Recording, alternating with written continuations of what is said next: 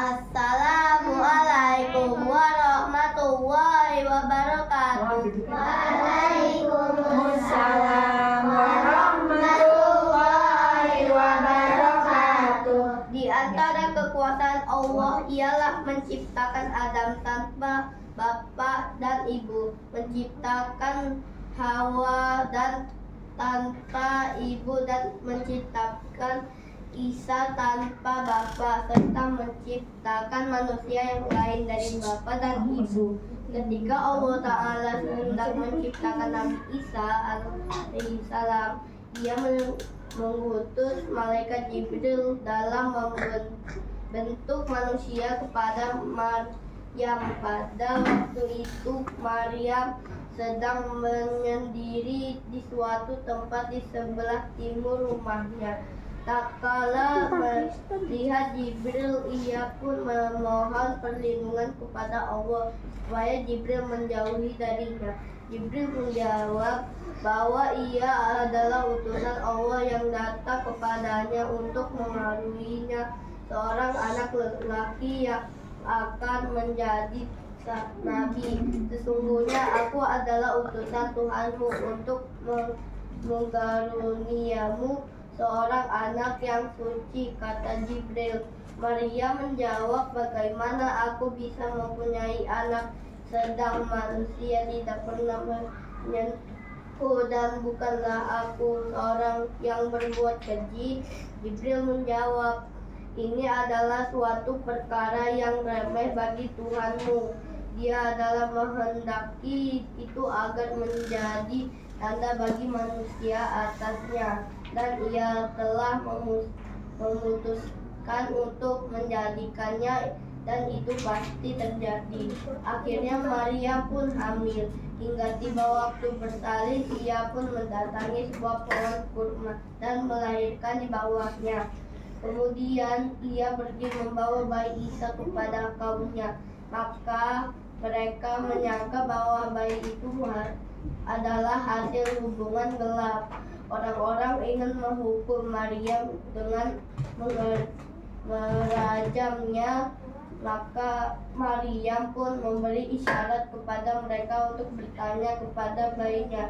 Orang-orang itu berkata, bagaimana kamu bisa bicara dengan seorang bayi? Ternyata bayi Isa menjawab, sesungguhnya aku adalah hamba Allah, Dia memberikan kepadaku Alkitab.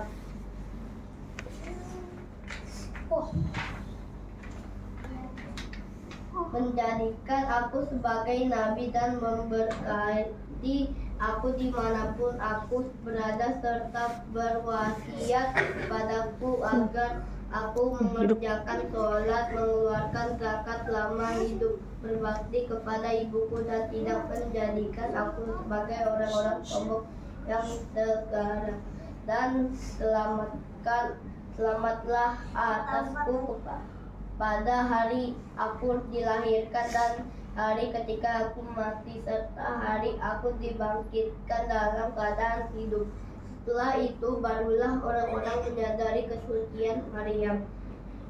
Allah mengutus Isa sebagai nabi ketika ia mencapai umur 30 tahun. Sesudah menerima wahyu dari Tuhannya dan mengajarinya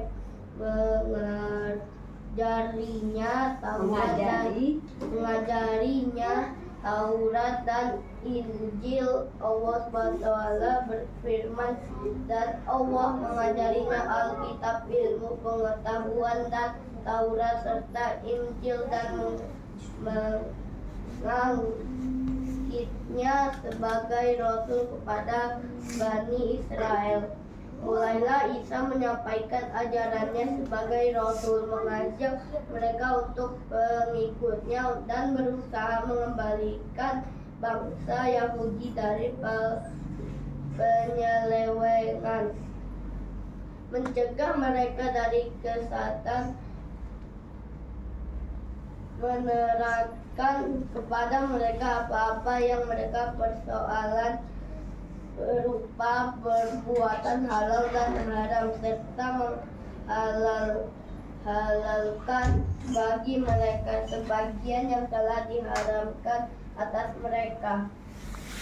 Di antara tugas Isa adalah memberitahukan tentang keadaan utusan Allah yang sedang sesudahnya bernama Ahmad, yakni Muhammad SAW. Allah SWT berfirman menceritakan apa yang dilupakan Isa.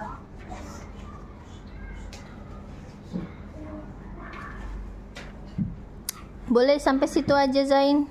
Oke, saya salam.